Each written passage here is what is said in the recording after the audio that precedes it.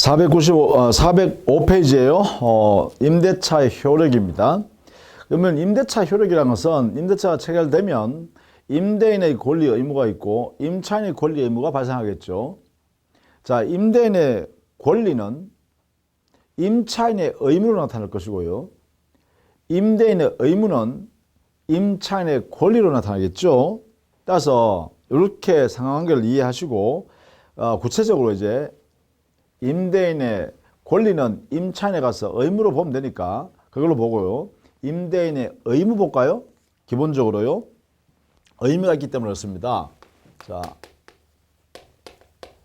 임대인의 의무는 자, 제일 중요한 의무가요. 당해 임차인이 사용 수익할 수 있도록 그 물건을 건네주고 적극적으로 사용 수익에 가능할 수 있도록 해줘야 할 의무가 있죠.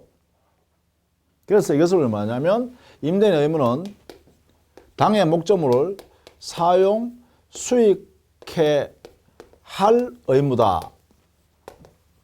그래서 이런 의무는 적극적으로 해야 되죠. 그래서 적극적 의무다. 뭐 이거부터 먼저 알아두셔야 됩니다. 임대인은 당해 임대하기로 한 물건을 임차인이 사용 수익할 수 있도록 적극적으로 배려해 줘야 할 의무입니다. 적극적 의무예요. 적극적 의무. 이렇게 해석합니다. 그래서 적극적 의무의 내용을 구체적으로 보면 어떤 게 있냐면 이것을 해줘야 할 의무 내용. 첫 번째, 당해 목적물을 인도해야죠. 물건의 인도 의무. 그렇죠? 건네줘야 됩니다. 그래야 사용 수익할 수 있으니까. 그게 첫 번째예요. 두 번째, 만약에 그 물건을 누군가 제3자가 방해를 하고 있으면 임대인이 그 방해자를 제거해 줘야 합니다. 그래야 임차인이 사용할 수 있겠죠. 그래서 방해가 존재하면 방해를 제거해 줘야 할 의무가 생깁니다. 이렇게. 그 다음 세 번째요. 만약에 당해 목적물을 임차인이 사용 수익하는 과정에서 그것이 만약에 고장이 난다든가 사용할 수 없는 그러한 문제가 발생하면 그러한 문제를 수선해주고 제거해줄 의무가 있겠죠.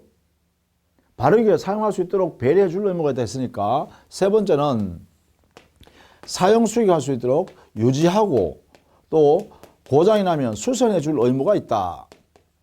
이런 내용이 전부 다 뭐예요? 이러한 적극적 의무의 내용이 되겠죠. 이런 내용이 있다. 의무에 얘기했습니다. 그죠? 이런 내용을 갖고 있습니다. 그 중에 여기에 이게 이제 보다 본질적 의무죠. 임차인이 목적물을 인도받아서 사용 수익하다가 만약에 고장이 생기면 그러면 원칙적으로요. 임대인이 그것을 전부 다 수선해 줄 의무가 있다 이 말이에요. 요 내용을 꼭 알아두셔야 돼요. 즉 임차인이 사용 수익할 수 없을 만큼의 수리가 필요할 경우 그때는 임대인이 수선해 줄 의무가 있다 이 말이죠. 그러나 너무나 사소한 경우에는 다르겠죠. 예컨대 건물을 빌려주었을 때 임대해 줬을 때 임차인이 당해 건물을 사용하다 보니까 전기기기인 전구가 이제 수명을 다해서 끊어져 버렸다. 그렇다고 해서 임대인이 와서 전구 바꾸세요 이렇게 할 수 없잖아요. 그런 사소한 목적물 사용 자체에 방해되는 것이 아니라 그것은 사소한 정도의 것은 어떻게 해요? 임차인 스스로 그것은 교체하겠죠.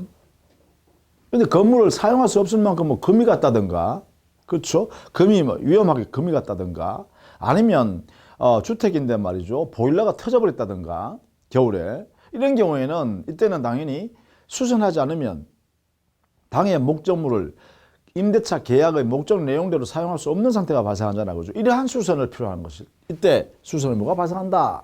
라는 것이죠.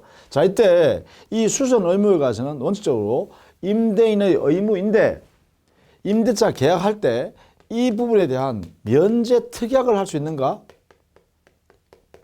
자, 임차인 네가 사용하는 동안에는 너가 수선하면서 사용해라. 나 수선할 의무 면할란다. 라는 특약을 여기 할 수 있는가? 이런 문제 생기겠죠. 여기에 대해서 우리 법원은요, 다투 생기니까 법원이 또 갖겠죠. 판사 앞에서요. 여기에 법원은 특약은 인정한다. 즉, 다른 말하면 유효다. 이렇게 했어요. 이 면제 특약이 유효한 거예요. 인정한다는 거예요.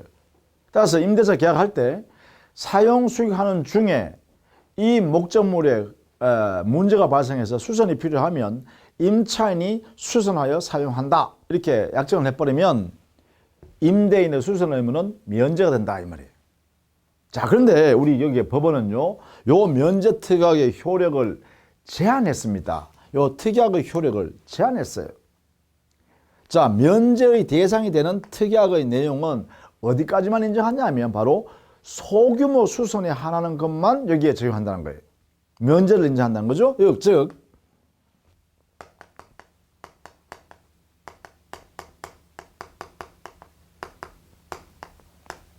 이것만 면제가 가능하다. 이렇게 해석해요. 소수선이죠. 그러니까 소수선에 해당되는 정도만 면제 특약에 의해서 면제가 가능하다. 그러면 다른 말로 하면 대규모 수선은 여전히 이 면제 특약을 했다 하더라도 임대인의 의무로 남는다라는 것이죠. 이것을 꼭 알아두셔야 됩니다.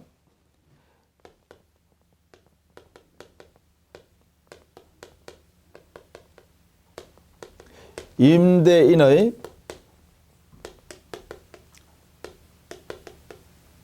의무이다. 이렇게요.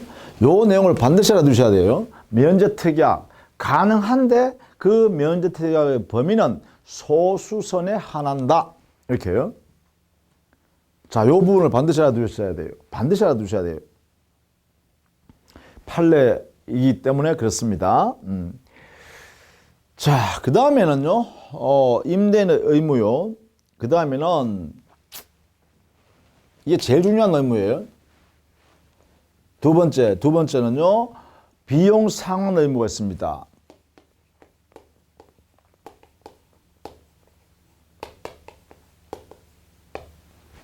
즉, 임대차 계약 존속 중에 임차인이 당해 목적물, 즉 임대받은 물건의 가치를 유지하고 보존하기 위해서 들어간 필요비나 또 그 임대받은 임차물의 가치를 증가시키기 위해서 들어간 유익비나 이러한 비용은요, 임대인에 대해서 임차인이 상환을 청구할 수 있어요.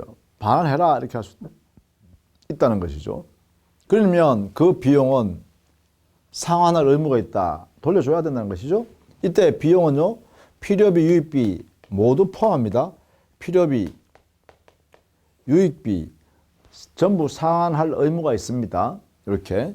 다만 이제 이러한 면제 특약을 해버리면 유지 수선에 필요한 이러한 소규모 수선에 대해서는 면제 특약을 해버리면 필요비 상환을 이걸 제한해 볼 수 있죠. 이걸 없애버릴 수는 있죠. 이렇게 할 수 있겠다.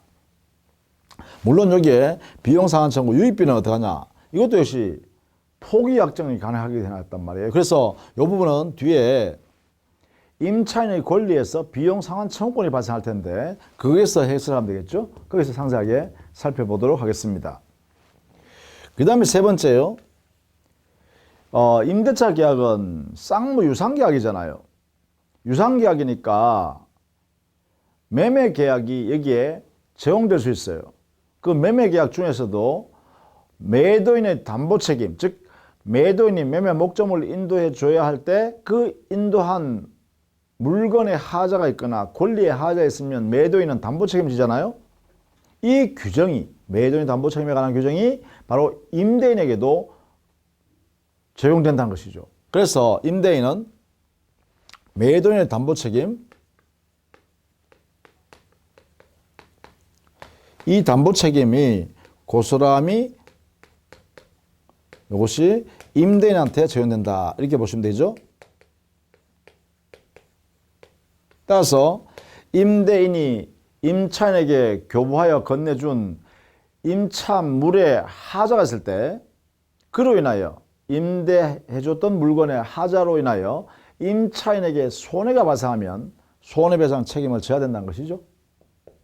그게 바로 매도인 담보책임의 적용이다. 이렇게 보면 돼요. 이게 바로 임대인의 의무이기도 하죠. 책임을 져야 되는 것. 뭐 이렇게 보시면 되겠죠. 자, 이런 것이 기본적으로 임대인의 의무, 그 중에 사용 수익해야 할 적극적 의무가 있다. 요 의미를 해석을 잘 해두시기 바랍니다. 물건 인도, 방해 제거, 그리고 유지 수선 의무. 이때 유지 수선 의무에 대한 면제 특약에 대한 해석, 우리 민법 판례가요. 이렇게 해석한다는 것까지 정리를 꼭 해두셔야 됩니다. 이 부분은. 그죠? 자, 그 다음에 임차인의 권리입니다.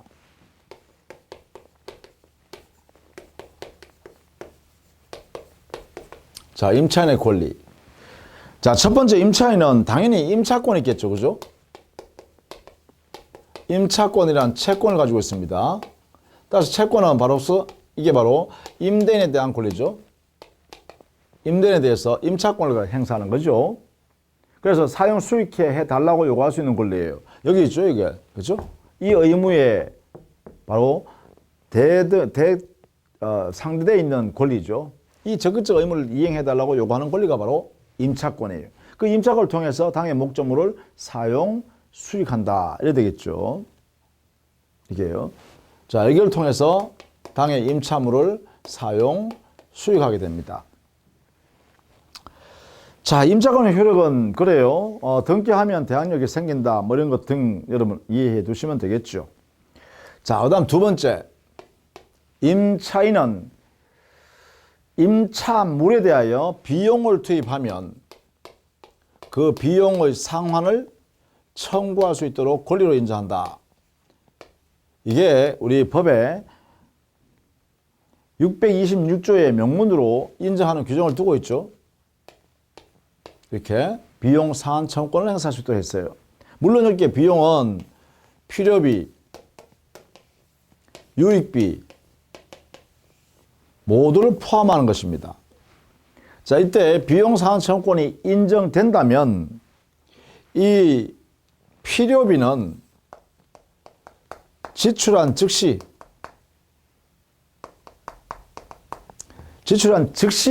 청구할 수 있고요.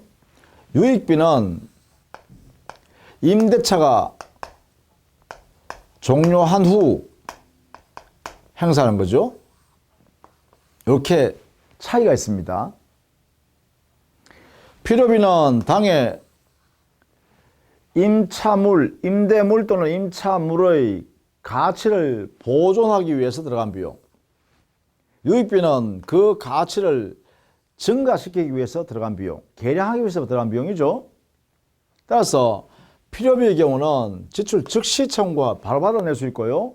유익비의 경우는 임대차가 종료되었음에도 불구하고 증가액이 현존하고 있어야죠.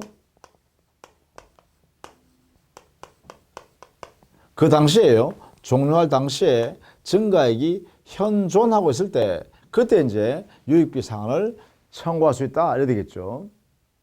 이렇게. 자, 이 권리들은요. 이 권리는 최소한 제척기간이 적용했습니다. 언제까지 행사해야 되냐면 임대인에게 그 목적 임차물을 반환했을 때요. 임대인이 반환받은 날로부터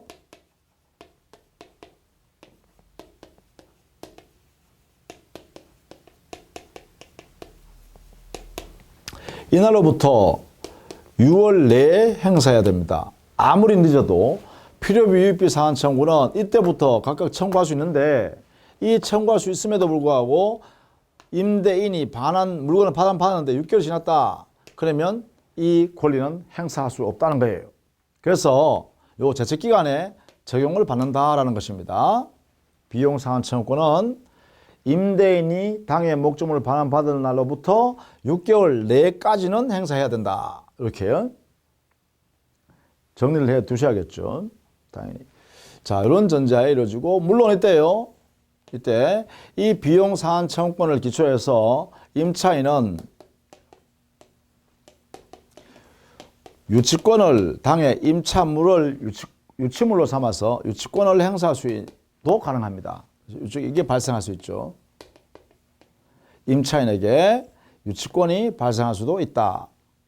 이렇게요. 유익 권리가 발생했다면 이렇게 되겠죠. 자, 그런데 말입니다. 여기에 있는 626조 비용 상환 청구권, 필요비 유익비 상환 청구권은 이 권리의 규정은 임의 규정입니다. 임의 규정이기 때문에 당사자가요, 임대차 계약할 때 계약 시 이 비용 상환 청구권에 대해서 포기하는 것이 가능해요. 이게요. 포기 약정이 가능하다.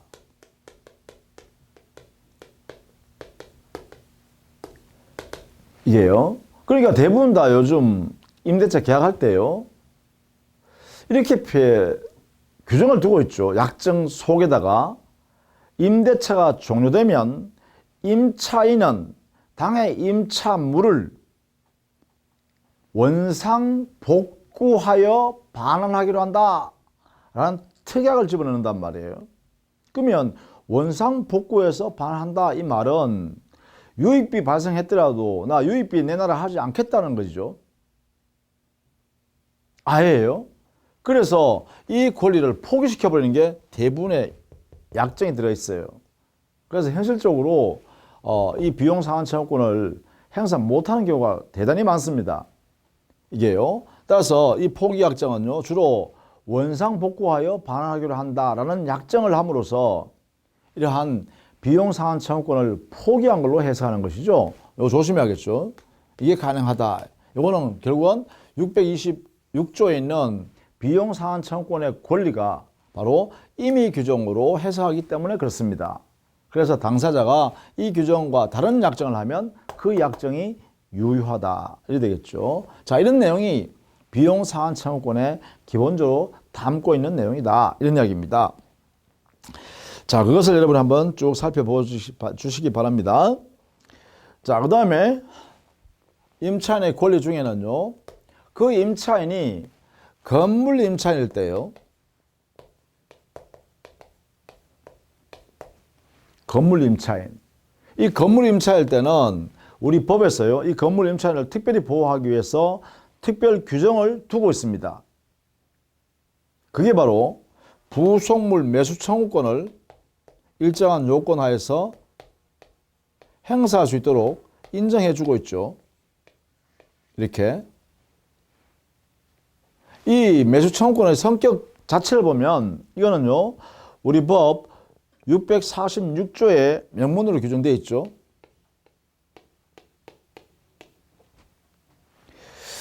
이 청구권은 법에는 청구권으로 되어 있지만 사실은 그 성질은 형성권입니다.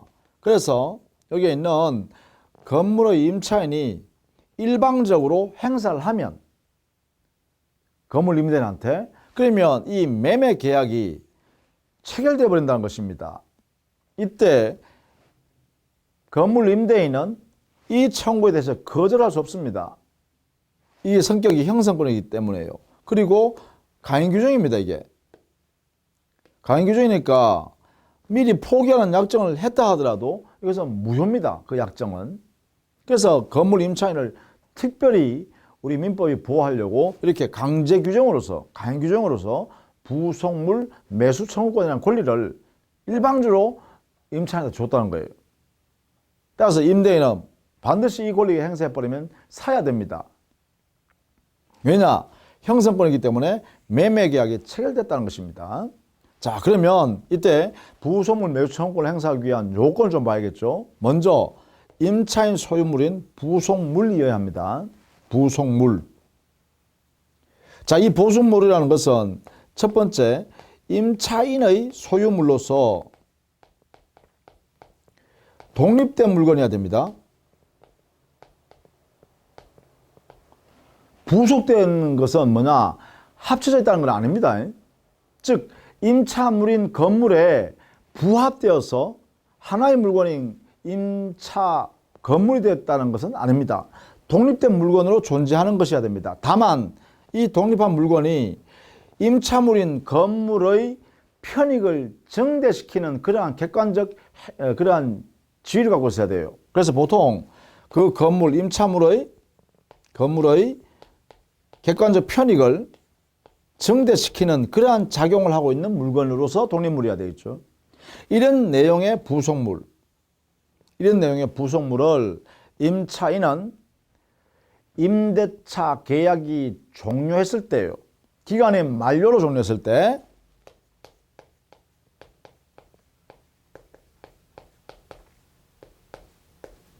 만료로 종료했을 때 이때 이제 부속물 매수 청구할 수 있는데 다만 말입니다. 부속시킬 당시에 임대인의 동의를 받고 부속시켰거나 아니면 그 부속물을 임대인한테 매수해서 부속시킨 물건이 됩니다. 반드시요.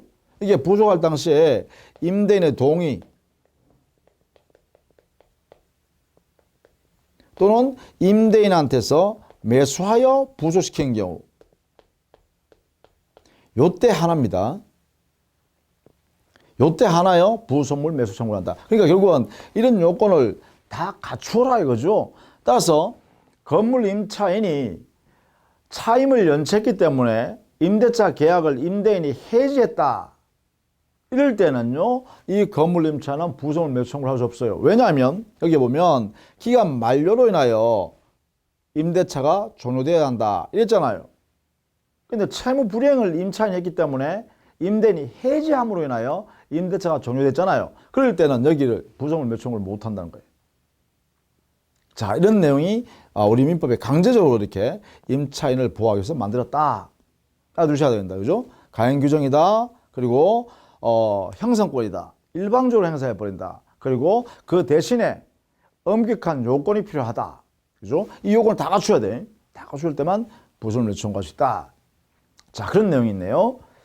그 다음에는요, 네 번째, 토지 임차인요. 토지 임차인한테는 토지를 빌려서 그 토지 위에다가 임차인이 건물을 지었다. 그럼 지상 건물을 임대차가 종료됐을 때 토지 소유자인 임대인한테 야, 이 지상 건물 당신이 사시오. 이렇게 할 수 있는 권리를 보장해 줍니다. 이걸 뭐라 하냐? 우리는 보통 지상물 매수 청구권이라고 합니다. 이것도 역시 이 토지 임차인을 보호하기 위해서 특별히 인정하고 있는 규정이에요. 이것은 643조에 있죠. 그리고 성격도요. 여기에 있는 부속물 매수 청구권처럼 편면적 강행 규정으로서 강행 규정이에요. 미리 포기하는 약정 무효예요. 토지 임차인이 미리 약정할 때 나 지상물 매수 청구 안 하겠습니다라고 합의했다 하더라도 그것은 무효인 약정이에요. 그래서 결국은 이 권리는 행사할 수 있다는 거죠. 그리고 이 청구권은 형성권이에요. 형성권이고 이때 임대인, 토지 임대인, 토지 소유자죠. 토지 임대인인 소유자는 나 안 살래 할 수가 없습니다. 사야 합니다. 매매계약이 체결돼 버리기 때문이죠. 이렇게요. 자, 이때 토지 임차인의 지상물 매수 청구를 행사하기 위해서는 다음과 같은 또 요건을 갖춰야 돼요. 그게 뭐냐? 바로 토지 임차인은 기간 만료로 임대차가 종료되어야 합니다. 종료된 그 만료 당시에 지상물이 현존해야 됩니다. 현존하고 있어야 됩니다. 현존하고 있으니까 이때 토지 임차인은 임대인에 대해서 갱신 청구합니다. 한 번 더 연장합시다. 지상물인 건물이나 또는 수목, 나무가 아주 온전하고 또 나무도 좀 더 키워야 될 필요가 있다. 그러니까 한 번 더 갱신합시다. 이렇게 갱신을 청구합니다. 이런 상태에서요. 갱신을 청구합니다. 자, 청구했을 때 임차인이 청구했는 임대인이요. 청구를 받아서 좋다. 갱신하자. 라고 하면 문제가 안 돼요. 그러면 한 번 더 갱신되겠죠. 당사자 약정에 의한 갱신을 줘버려요. 그런데 만약에 이때 이 청구를 받은 임대인이 거절할 수도 있다는 거예요. 임차인이 임대인한테 한 번 더 갱신합시다. 라고 했는데 임대인이 거절해버리면 이때 드디어 이제 토지 임차인이 지상물 매수 청구를 임대인한테 행사할 수 있다. 이런 이야기입니다. 따라서 이게 이 임대인이 청구를 거절한 때예요. 이 거절을 했을 때 이 토지 임차인의 지상물 매수 청구권을 행사할 수 있다. 이렇게 되겠죠. 거절했을 때. 자, 이렇게 이루어진다는 것입니다. 이게 뭐냐? 이게 반드시 거쳐야 될 요건입니다. 기간 만료로 임대차가 종료되었다. 그러니까 그 종료 당시에 보니까 건물이 또는 수목이 임차인 소유죠. 임차인 소유 건물이나 임차인 소유 수목, 나무가 온전하게 그대로 있고 한 번 더 연장할 필요가 있으니까 한 번 더 갱신합시다. 이렇게 했다는 거죠. 그랬더니만은 임대인이 토지 소유자죠. 안 해, 나 못해 라고 했다는 거예요. 그러면 토지 임차인이 그러면 내 물건 사세요. 건물 사세요. 나무 사세요. 이렇게 할 수 있다는 거죠. 그러면 사세요 한다고 나 안 사 이렇게 할 수는 없다는 거죠. 거절 못합니다. 강제로 사야 된다는 거죠. 형성권이기 때문에. 그래서 여기에 보시다시피 이 지상물 매수 청구권은 형성권이에요. 그럼 여기에 갱신 청구권은 거절할 수 있죠. 그럼 여기에 갱신 청구권은 이거는 청구권 자체가 순수한 청구권이죠. 청약하는 거야 마찬가지예요. 갱신하면 안 될까요? 갱신하면 해주실래요? 이렇게 물어보는 거죠. 따라서 이것은 순수한 청구권입니다. 그래서 이 영역에 보면 청구권이 두 개가 있는데 갱신 청구권은 순수한 청구권이에요. 근데 지상물 매수 청구권이라는 청구권은 형성권이에요. 이름은 전부 다 청구권, 청구권 됐지만 그 성격은 다르다. 이 되겠죠. 자, 그 다음에요. 만약에 토지 임대차 계약이 기간에 약정이 없는 토지 임대차라고 하면 어떻게 될까요? 그러면 여기에 이제 문제가 생겨 있어요. 그게 뭐냐면 반드시 이게 임차인의 갱신 청구권을 거쳐야 되는가? 요 문제가 발생할 수 있어요. 자, 존속기간을 정하지 아니한 토지 임대차에서 만약에 임대인이 임차인에 대하여 임대차 계약의 해지 통보를 했으면 그 통보를 임차인이 받은 날로부터 6개월이 지나면 임대차 계약이 종료가 되죠. 자, 그때 임대차 계약이 종료할 당시에 그 토지 위에 건물이 임차인의 건물이 그대로 존속한다면 임차인은 임대인한테 갱신합시다 라고 하고 거기에 임대인이 거절하면 지상물 매수하세요 이렇게 해야 되는가? 아니면 임대인의 해지 통고한 후에 6개월이 지나면 임대차가 종료될 것이고 이때 임대인이 이미 임대차 계약의 갱신을 거절한 것과 마찬가지이기 때문에 임차인은 갱신 청구권을 행사할 필요 없이 곧바로 지상물 매수를 청구할 수 있는가?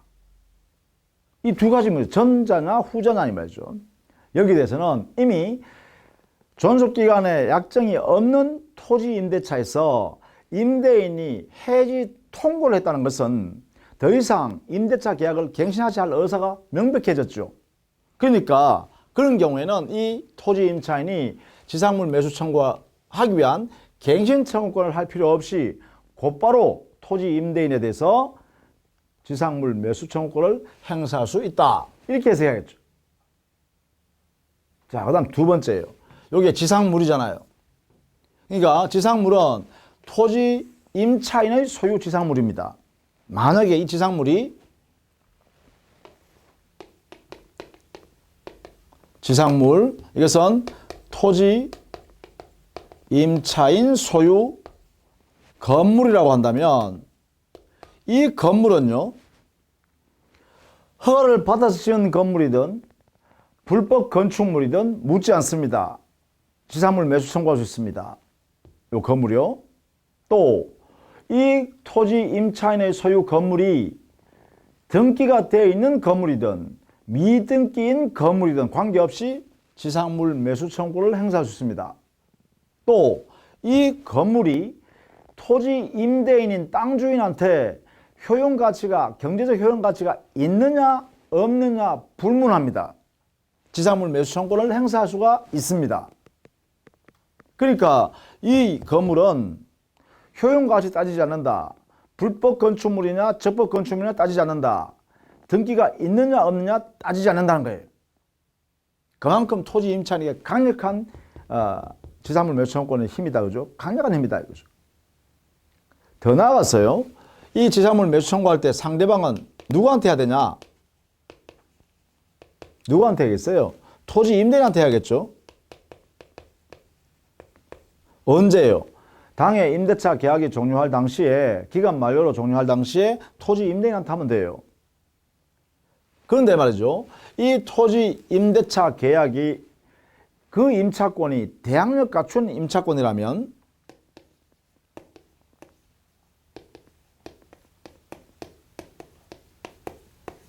대항력을 갖춘 임차권이라면 이때요.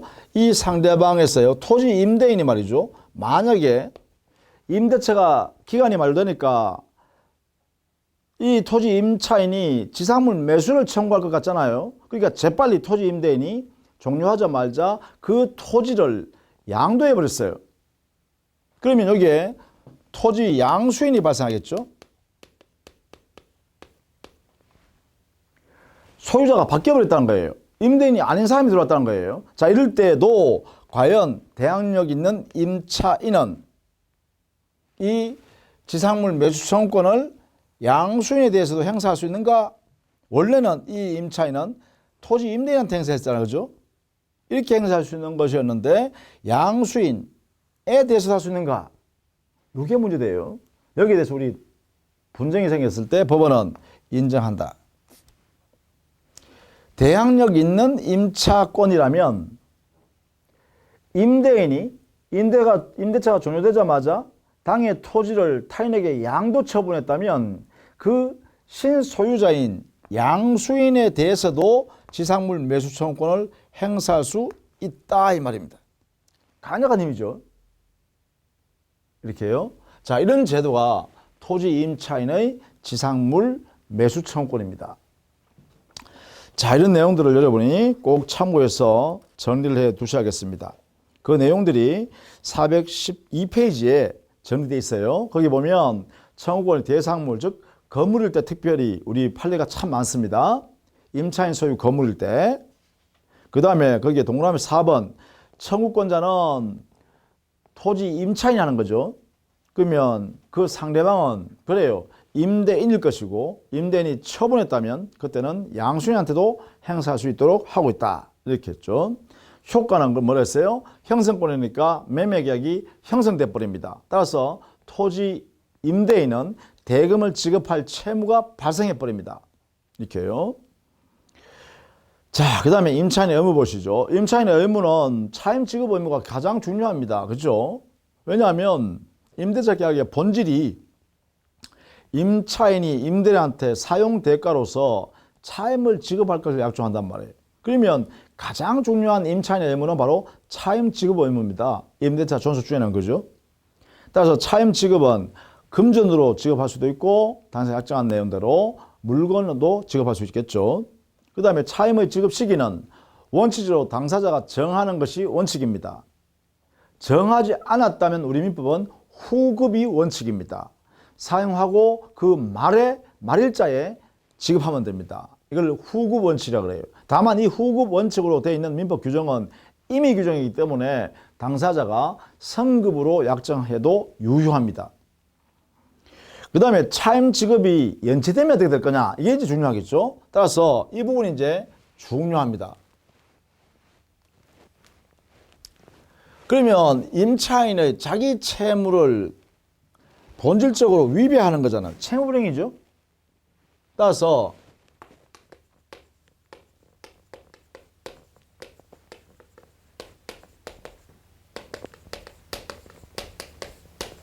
이 연체가 되면 우리 법에서는요, 강력한 힘을 임대인한테 주죠. 임대인은 임대차 계약을 해지할 수 있는 해지권을 취득하게 됩니다. 이렇게. 해지권은 뭐냐? 해지해버리면, 이 권리 행사해버리면 형성권으로서요, 그 해지권을 행사하자마자 상대방 임차인에게 도달하면 바로 해지효과가 발생하죠. 즉시 임대차 계약은 종료가 되고, 그죠? 즉시 종료되니까 어떻게 돼요? 당해 임대차 계약 관계는 청산해야 되죠.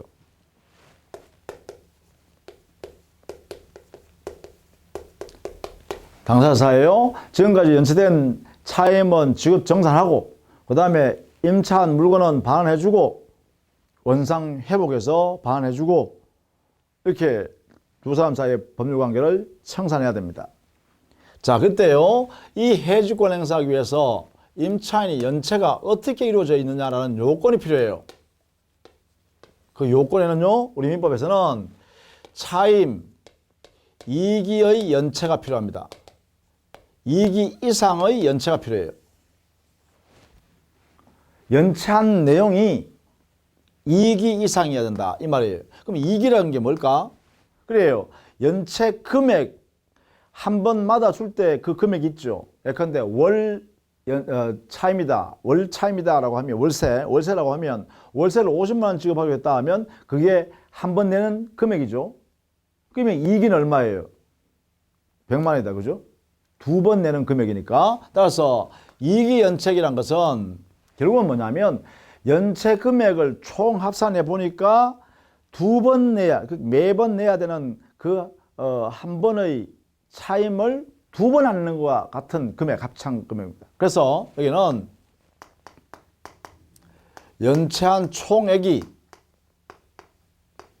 2기 이상이어야 한다. 연체한 금액, 총 금액을 가지고 한다. 이런 이야기예요. 그래서 50만 원을 내야 되는데 한 달은 장사가 잘 안 돼서 30만 원을 주고 20만 원 못 줬다. 20만 원 연체죠. 그 다음에 또 20만 원 연체했다. 그러면 40만 원 연체죠. 그죠? 그러면 아직도 두 번 연체했지만 두 번 연체했잖아요. 40만 원. 그죠? 아직 그래도 그럼 100만 원 안 됐잖아요. 그러면 아직 해지권 안 생긴다 이 말이죠. 그래서 이게 2기 이상의 연책 이렇게 할 때 2기라는 의미는 연체 총액이 두 번에 해당되는 만큼의 금액에 해당되어야 한다. 이렇게 해석하는 거다. 이렇게 정리하시면 되겠죠. 그때 드디어 임대인한테 해지권이 생긴다. 이렇게 정리합니다. 자, 이 내용은 꼭 알아두셔야겠죠. 2기 연체입니다. 2기 연체. 자, 그 다음에 414페이지에 가면 임대인에게 법정 질권이나 법정 저당권이 인정되는 경우가 있습니다.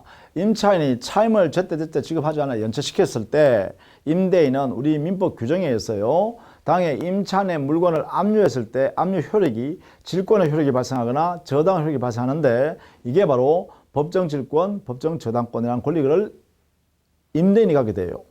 그러니까 임차인은 그만큼 의무를 부담하게 되겠죠. 그 다음에 다섯 번째 414페이지 제일 밑에 다섯 번째요. 차임 증감 청구 있죠. 차임 증액 감액을 일방적으로 행사할 수 있는 권리입니다. 따라서 이게 증감 청구권은 형성권이에요. 형성권. 그 다음에 공동 임차인이 있으면 차임 지급이나 손해배상 등의 책임이 발생했을 때는 공동 임차인은 연대 책임을 집니다. 의미가요. 그리고 당연히 임차인은 차임 지급 외에도요, 임차물을 임대차 전수 중에 선관주의 의무로서 보관해야 되죠. 그 의무 내용은 선량한 관리자의 주의 의무입니다. 최선을 다해서 조심해서 다뤄야 된다 이 말이죠. 그렇죠. 임대인의 물건이니까 돌려줘야 되니까요. 당연하죠. 그 다음에 임대차가 끝나면 어떻게 돼요? 기간이 만료되어서 종료되었다. 아니면 해지당해서 종료되었다. 이렇게 되면 당연히 임차물, 당의 목적 물건은 반환해 줘야겠죠. 반환 의무가 있다. 이렇게 되겠죠. 그죠? 그래서 임차인에게 가장 중요한 것이 차임 지급 의무와 이게 가장 중요하고요. 그 다음에 사용 중에는 임대차 전수 중에는 보관을 상환주의 의무로 보관해야 되고 잘 사용해야 돼요. 보관해야 돼요. 그리고 마지막으로 임대차가 끝나면 반환해 줘야 되죠. 이 세 가지가 3대 의무입니다. 3대 의무. 이렇게 정리하시면 되겠죠. 자, 이렇게 해서요. 임대인의 권리와 의무를 이렇게 전체적으로 살펴봤습니다. 이런 내용으로 정리하시면 되겠죠. 특히 임대인의 의무에서 유지수선 의무 잘 정리해야 됩니다. 적재 의무. 그 다음에 임차인에게는 특별한 권리가 두 개가 있어요. 건물 임차인한테는 부속물 매수 청구권, 또 토지 임차인한테는 지상물 매수 청구권. 이 내용을 잘 정리해 두셔야 됩니다. 우리 시험에 자주 출제되는 영역이기도 해요. 자, 다음 시간에는 임차권 양도와 임차물의 전대에 관한 내용을 정리하도록 할게요. 자, 수고 많으셨습니다.